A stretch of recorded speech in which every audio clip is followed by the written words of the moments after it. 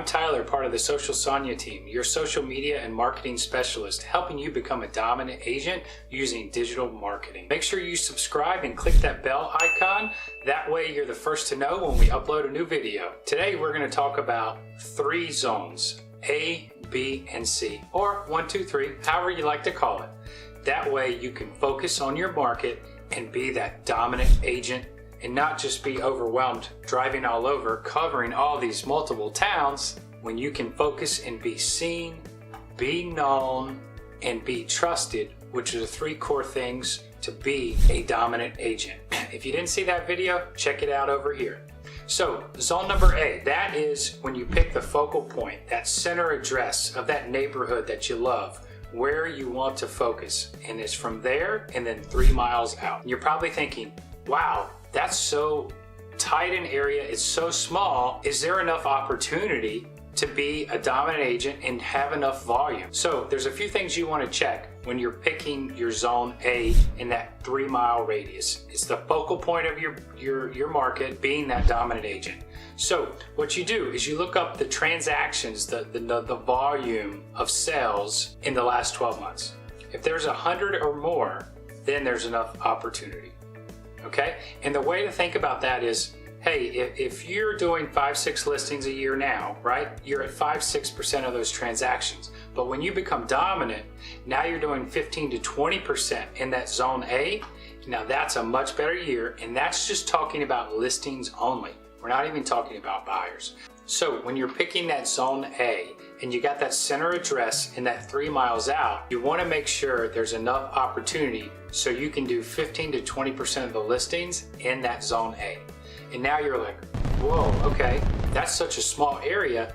How do I pick where I want my focal point to be? So you need to reflect a little bit on your current business. Where are your referral sources coming from? Where do you live? Where is your current business coming from? If they start to point to that one kind of area, then that's where you want to start, and then look up the volume of the transactions to make sure there's enough opportunity for you to be that dominant agent, having 15 to 20% of the listings in that 3-mile area. So that's zone number A.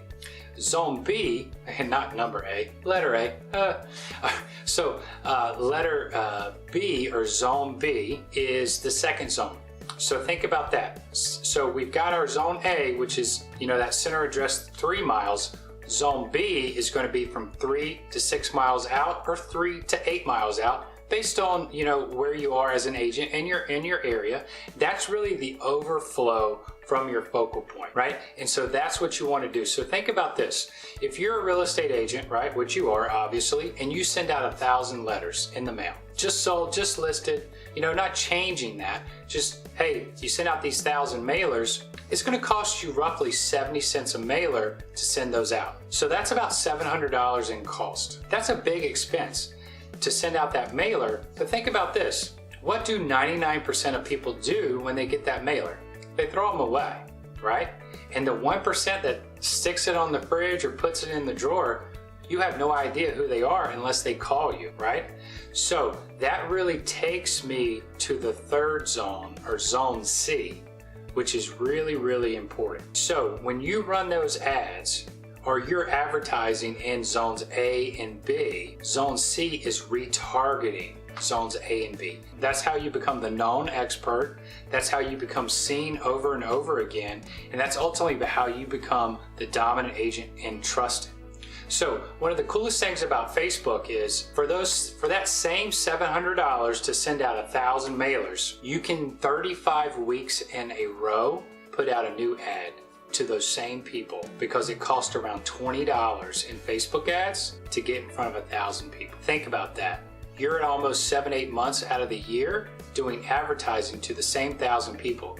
Now that's dominant. Even better than that, you have the ability, anyone that is engaged to you, your Facebook page, any of your ads, any of your marketing through that Facebook, there's something called a Facebook pixel, which allows you to retarget the people that have engaged you. So let's really regroup and talk about zone A, zone B, and zone C in review. So zone A is that center address 3 miles out, okay? Zone B is really 3 to 6 or 3 to miles outside of the central address. It's kind of a little bit of the overflow. And then zone C is retargeting zones A and B. You do those three things together, and that's how you pick your dominant market. Hey, so I hope you found this very valuable. And if you'd like more content and ideas to help you grow your business doing digital marketing, check out this link below. It's to our Facebook group. It's free. It's going to give you all this content and all these ideas. It's called Dominant Agent. And of course, if you have any questions or thoughts about the A, B, and C zones, comment below and we'll get back to you as soon as we can.